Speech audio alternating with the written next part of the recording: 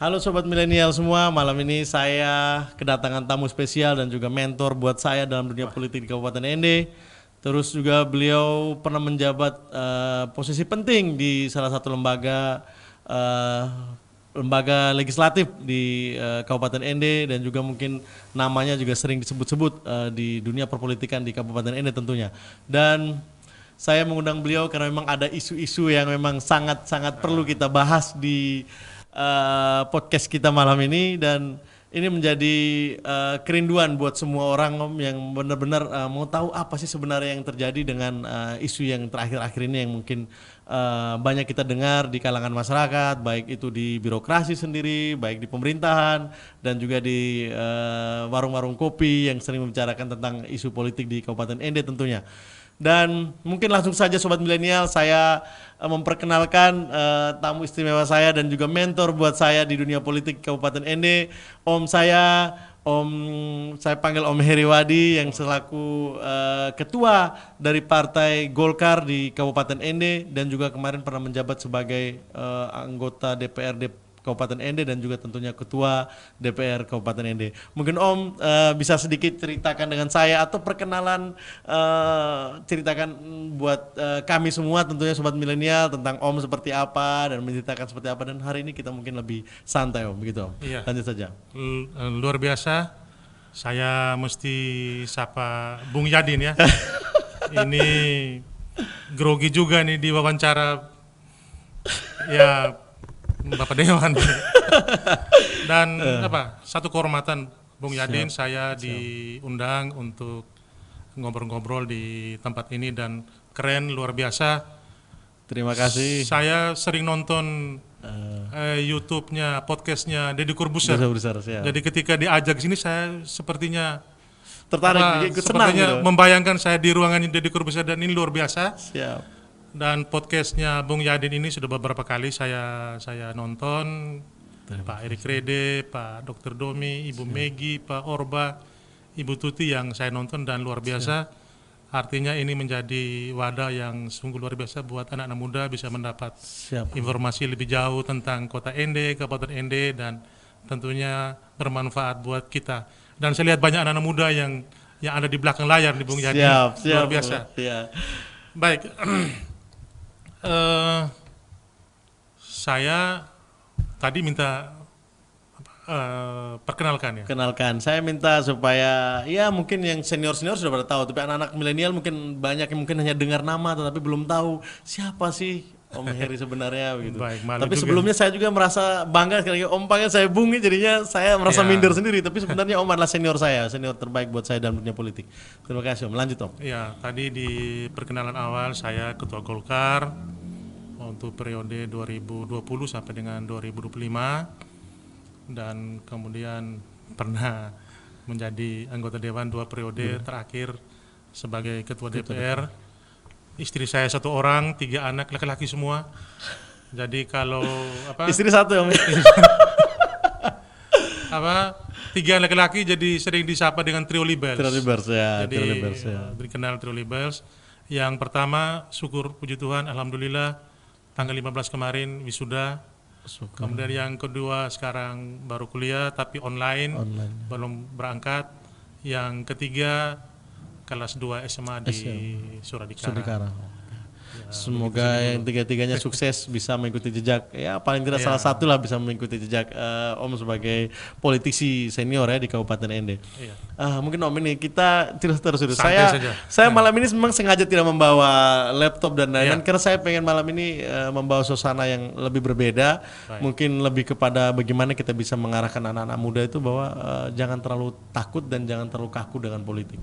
Nah begini Om, ini jujur ini saya mau mulai dengan satu isu yang menarik dan mungkin paling hot ya sekarang lagi di Kabupaten Ende, isu tentang wakil bupati tentunya. Kan kita kemarin sudah tahu sudah ada proses pemilihan dan ada pemenang Bapak Erik Rede yang memenangkan pemilihan wakil bupati kemarin di DPR, pemilihan internal ya di DPR Kabupaten Ende. Cuman sekarang kita dengar-dengar isu yang terakhir proses pelantikannya yang mungkin apakah memang mundur, apakah memang tidak terjadi, tapi ini bukan mengulang ya Om, kita hanya cerita-cerita saja isu yang berkembang, apalagi selaku ketua Golkar di Kabupaten Ende. Kemarin juga saya pernah baca di salah satu media pernyataan dari Om, memang ada beberapa poin setelah pernyataan dari Ibu Megi, memang ada pernyataan dari Om Heri sendiri selaku ketua DPD Golkar. Saya minta Om coba ceritakanlah, Om ceritakan yang panjang biar kita bisa dengar jelas apa sih statement sebenarnya dari Golkar sebenarnya tentang terkait Wakil Bupati ini. Saya mulai dari mana nih? Terserah Om, mulai dari mana saja. Karena saya juga mesti berhati-hati dalam menyampaikan pendapat, informasi. Tapi yang jelas proses politik sudah selesai, pemilihan sebagaimana kita ketahui tanggal 11 November kemarin sudah terjadi, dan Golkar pun saat itu melalui Ibu Megi, sekretaris, sudah menyampaikan ucapan profesiat dan siap mendukung. Kemudian sekretaris Golkar Provinsi Ibu Ince itu juga hari yang sama sudah menyampaikan profesiat, dan tentu Partai Golkar menerima, dan tentu kami kembali lagi harus move on. Lalu sampai dengan hari ini masih berproses. Saya bisa katakan itu masih berproses karena lembaga resmi yang berkepentingan dalam urusan ini, Mendagri, kita belum mendapatkan informasi yang resmi, pemberitahuan yang resmi bagaimana urusan selanjutnya. Yang jelas proses politiknya sudah selesai. Memang beberapa seperti yang ditanyakan sempat heboh juga, beberapa pernyataan saling memberikan pernyataan.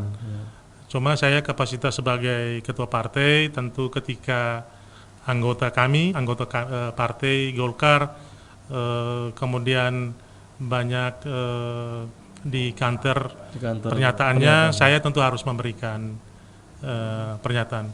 Mungkin itu saja dulu Pak Bung Yadin. Memang sangat tidak diharapkan kalau proses ini berlarut-larut. Kita berharap segera sudah harus diumumkan seperti apa prosesnya, supaya publik tidak lagi menunggu bertanya-tanya seperti apa hasil akhirnya, tentu dengan seluruh kekurangan dan kelebihan yang sudah terjadi dalam proses yang sangat demokratis kira di lembaga DPRD. Begitu menjadi. Oke, terima kasih Om. Kayaknya ini ketua Golkar agak ragu-ragu menjawab, tapi tidak apa-apa Om. Ini kita sedikit saja ngobrol-ngobrol santai dan ini tidak terlalu membuat skala yang berubah di pemilihan dan lain-lain. Saya juga mendengar statement dari ketua panitia pemilihan kemarin Pak Orba tentang ini sudah sedang berproses dan kita menunggu saja hasil pembahasan di Kemendagri. Ya, waktu itu saya hanya ingin menegaskan sebagai ketua partai, hanya ingin menegaskan bahwa tidak ada yang bertentangan antara pernyataan Ibu Megi dalam kapasitasnya sebagai anggota DPR yang juga notabene sebelumnya adalah anggota Palmil, dengan pernyataan teman DPRD lainnya. Mungkin sebelumnya Pak Orba sebagai ketua Palmil, mohon maaf kalau saya sebut namanya, tidak ada yang bertentangan, hanya ingin menyampaikan penegasan saja, tidak ada yang salah dari komentar-komentar ataupun pernyataan dari Ibu Megi selaku anggota fraksi kami dan juga adalah ketua fraksi Golkar. Gitu. Sebenarnya kita berharap semuanya kan aman. Kita berharap semuanya itu bisa diselesaikan secara baik-baik. Tentunya tidak ada yang salah di sini. Kita saya cuma mengajak Om untuk berdiskusi saja, begitu ya, berdiskusi lepas. Karena memang media kadang kalau kita via media-media online yang tidak record seperti video seperti ini, kadang isu-isu berkembang itu kayaknya banyak dan sangat mengganggu gitu. Saya juga sempat baca salah satu media di salah satu media, banyak iklan dari teman-teman itu, banyak tulisan bahwa ini pelantikan bahkan tidak jadi dan ini pembohongan terhadap kita masyarakat. Ada banyak itu sampai ini statement-statement yang sangat mengganggu begitu ya. Dan saya mungkin juga sebagai seorang politik Om, tentunya ya ini kan kita seperti diskusi nih Om. Kira-kira mekanisme yang sudah ditempuh oleh panitia itu seperti apa? Kira-kira menurut Om, pandangan Om ya, kita jangan berkiblat ini seperti Golkar. Saya tidak mau Om membawa diri di Golkar, bukannya. Saya minta pendapat Om sebagai seorang politik juga sih sebenarnya, begitu.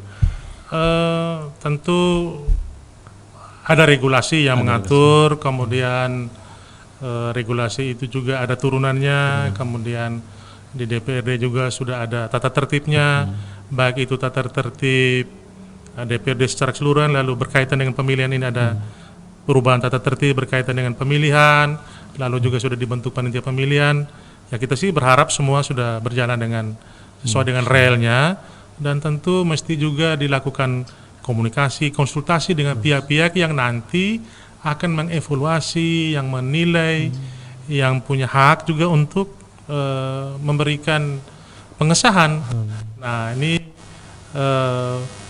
tentu publik bisa menilai sejauh mana dari informasi di internet. Ya Bung Yadin tahu sendiri macam-macam interpretasi kita terhadap segala sesuatu yang dilakukan, dan juga hoax berseliweran di mana-mana. Betul itu. Ya ini yang bikin repot. Jadi ya mesti berhati-hati kita memberikan keterangan, memberikan pernyataan, sehingga jangan sampai pernyataan-pernyataan itu dipakai untuk menghantam, untuk menjelek-jelekan satu pihak yang lain. Padahal siapa sih kita ini, semua bersaudara semua. Ya yang ada juga kan 29 orang atau 30 orang di DPRD teman-teman kita semua. Ya itu kalau saya sih kita serahkan kepada Kementerian Dalam Negeri untuk seperti apa hasilnya. Kita berharap secepatnya ya jabatan ini harus segera diisi. Karena banyak pengorbanan yang sudah dilakukan, termasuk saya. Ya karena ini prosesnya lama, hampir setahun lebih kalau saya tidak salah ya. Beliau almarhum Pak Marcel, Pak Bupati, meninggal bulan Mei. Tahun 2000, pas pertama 2019. Ya. Kemudian prosesnya itu kita baru mulai 2020 ya. Sekarang berarti sudah 2000, udah hampir setahun lebih sudah. Setahun lebih. 1,5 tahun. 1,5 tahun. Jadi ini memang proses yang lama. Waktu itu juga memang kita tahu bahwa Golkar masih ya isu-isu yang saya lihat dengar di media ya, ini bukan hoax ya, hoax yang mungkin yang kita juga tahu bahwa di media sudah mengangkat bahwa Golkar minta supaya itu tetap, ini kita flashback ya, sesuai semua sudah terjadi, sudah terjadi. Golkar tetap meminta bahwa itu memang harus menjadi jatah kita gitu kan, tapi ini kan mekanisme politik berjalan gitu Om ya. Terus apa yang terjadi waktu kemarin sudah diusung 2 nama dari Golkar, tapi ternyata ya ini kan mekanisme partai, kita tidak bisa melihat di dalam partai koalisi sendiri. Kalau bisa saya jelaskan, jadi kita berproses di partai dalam forum musyawarah daerah. Kebetulan kan Pak Marcel bukan hanya sebagai bupati, beliau juga ketua Golkar, jadi harus diganti. 2 kali ada musdalup pengisian yang lowong 6 bulan, kemudian tahun 2020 kita musyawarah lagi, dan di saat itu juga dihadiri oleh dari provinsi juga hadir Pak Melki dan Pak Frans Sarong. Di kesempatan itu juga mengusulkan nama untuk dicalonkan sebagai wakil bupati. Calon wakil bupati dari Partai Golkar, dan saya waktu itu diusulkan. Dan kemudian usulan itu kita bawa ke provinsi.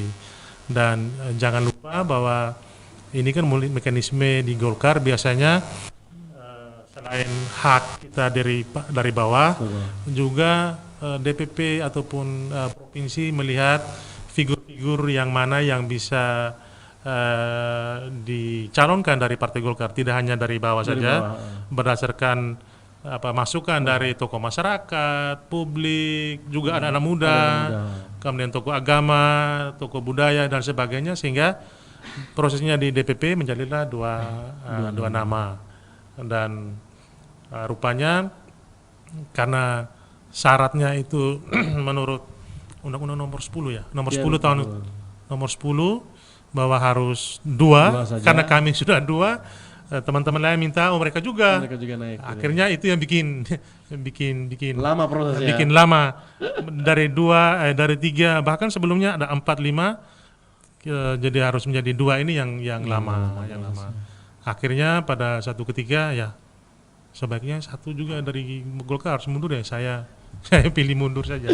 Tapi ini setelah saya bahas ke belakang sebenarnya di sini titik perjuangan terberat dari seorang politisi ketika Om berani mengambil sikap untuk tidak maju walaupun dari bawah menyuarakan atau menginginkan supaya Om tetap dicalonkan menjadi seorang wakil bupati dari Partai Golkar waktu itu. Tapi disinilah saya melihat bahwa ini sikap yang seperti ini perlu dicontoh yang sudah Om tunjukkan sebenarnya, yang sudah Om tunjukkan ke kami ya, terutama ke media, anak-anak muda semua, bagaimana walaupun kita berjuang berdarah-darah di politik, tapi pada akhirnya juga kita harus juga bisa menyerahkan yang kita punya ini untuk kita serahkan ke orang lain untuk maju. Jadi contoh yang baik. Jadi sebenarnya isu itu memang bagus bagaimana Om Heri bisa sampai mundur dari itu karena memang sudah ada mekanisme. Jadi sikap itu sebenarnya mungkin yang saya perlu dengar Om cerita lah begitu. Bagaimana sampai akhirnya Om bisa mundur gitu. Ketika lagi rame-rame, kalau jelas itu 2021 awal, mungkin saya belum pernah ngomong di mana-mana. Saya sudah menyampaikan niat untuk mundurkan diri sejak di bulan Januari 2021 ketika sudah 3 nama. Tiga nama waktu itu. Pak Erik juga sudah resmi dari Nasdem. Saya sudah minta mengundurkan diri, cuma masih ditolak oleh Pak Melki, kemudian beberapa kali, sampai 3 kali kalau saya ingat 3 kali. Akhirnya kita mandek, ada jalan buntu. Lalu saya pikir ini kalau benar ini mandek hanya karena saya, wah ini jadi catatan yang buruk buat sejarah Kabupaten ini. Tidak ada wakil bupati karena ngototnya saya. Jadi akhirnya ketika beberapa saat kemudian, persisnya bulan Juni atau bulan Juli, kami diundang lagi oleh Pak Bupati, 7 partai itu diundang lagi, pimpinan partainya. Bagaimana ini? Pulang dari situ saya saya langsung telepon Pak Melki. Pak Melki, kali ini tidak main-main. Putus sudah, saya mundur. Apakah bisa jalurnya saya mundur atau langsung SK satu nama? Itu akhirnya runding, jalan terbaiknya saya buat surat pengunduran diri. Besok saya beritahu teman-teman 1-2, tidak semua. Kemudian ada ya keluarga saya konsultasi, Pak Lori Gedejo. Malam itu saya langsung konsultasi, ya sudah, kalau itu yang terbaik kau ambil sikap mundur. Besoknya saya tulis surat mundur dan resmi sudah saat itu. Lalu prosesnya berjalan, kemudian kami ketika Pak Dr. Domi sudah satu-satunya dari Golkar, itu mungkin menjadi enak, kami akhirnya keliling ke partai-partai termasuk Gerindra. Siap, ya, kita harap. Siap. Jadi memang Om tidak mudah memang mengambil keputusan, tapi apa yang sudah ditunjukkan Om itu memang baik. Terus saya 2 periode pernah di DPR. Ya kalau boleh dibilang sudah menikmati buah-buah dari Golkar. Ketika saatnya harus berkorban, harus memberikan yang terbaik untuk partai, ya apapun ya kita harus buat. Siap. Ada saatnya kita dalam pemerintahan, ada saatnya kita mundur sejenak lalu maju lagi. Ya, seperti nanti siap-siap jadi politisi harus siap maju mundur. Iya. Jadi atau mungkin 2024 saya rasa mungkin ada sesuatu yang bagus ya. Tapi sebenarnya Om, sebenarnya dari 3 nama, dari Pak Dokter, Bapak Dokter, Pak Erik sama Om sendiri, saya rasa semua ini kader terbaik yang kita punya. Yang kemarin diusung untuk jadi wakil tuh pasti itu terbaik dan senior semua. Kurang apa sih Bapak Dokter? Ya kan?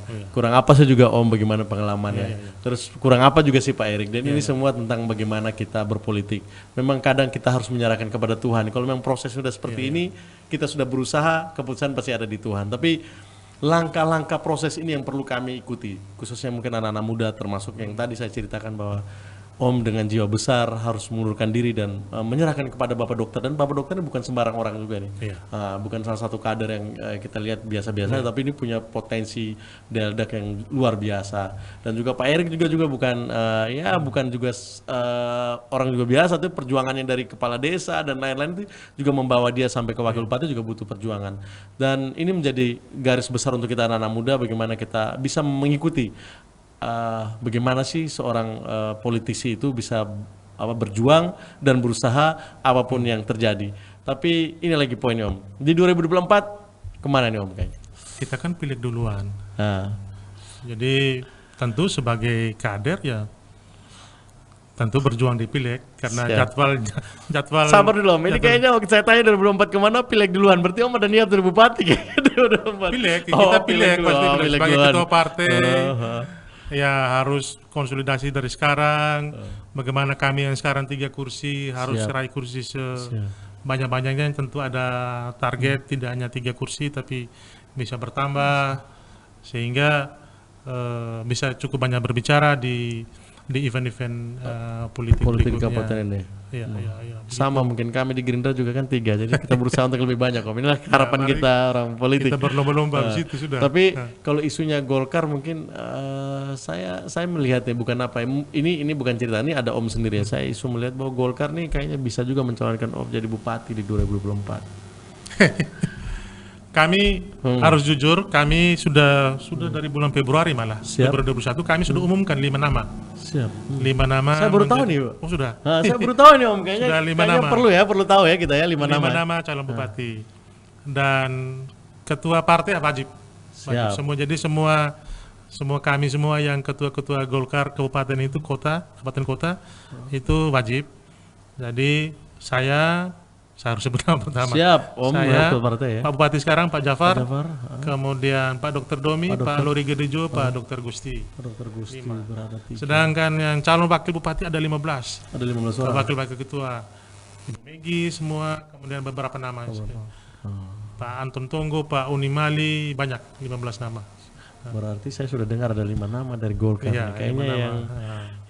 yang berpartai. Siapa tahu bisa kalau bisa maju dengan Gerindra. Wah, Dan Bung Yadin ini kan juga orang muda yang potensial dan juga sudah sangat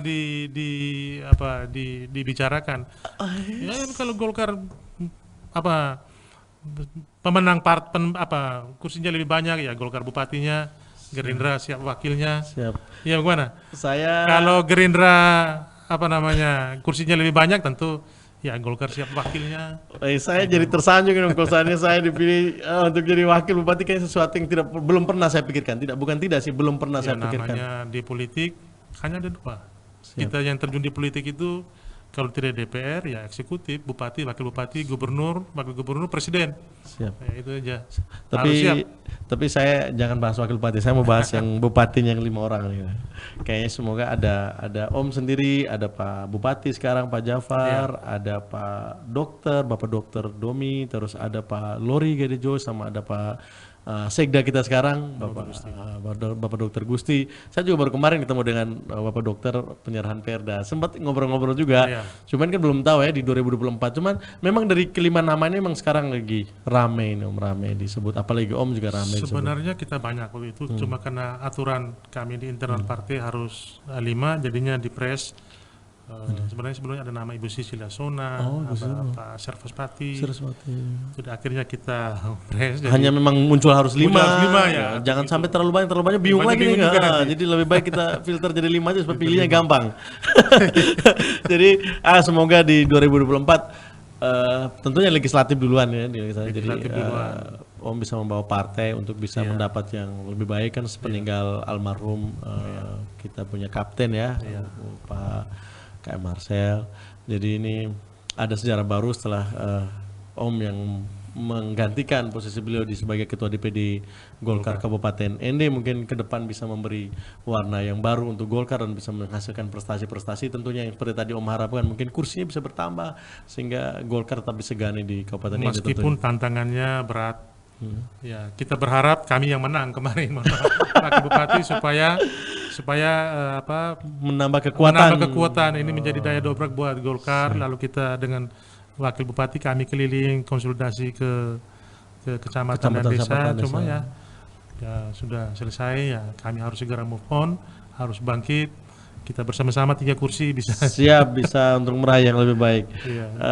Ini Om, kita sudah tidak terasa kita ngobrol lama, tetapi ini poin yang terakhir.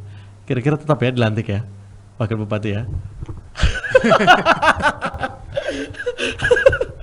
Mudah-mudahan segera karena semua warga masyarakat kabupaten ini merindukan wakil wakil bupati, dan kita serahkan itu ke pihak yang paling berwenang, Kementerian Menteri Dalam Negeri untuk orang yang punya otoritas untuk menerbitkan SK pengesahan, sehingga ketika itu SK sudah dapat, ya tinggal kita atur waktu untuk pelantikannya.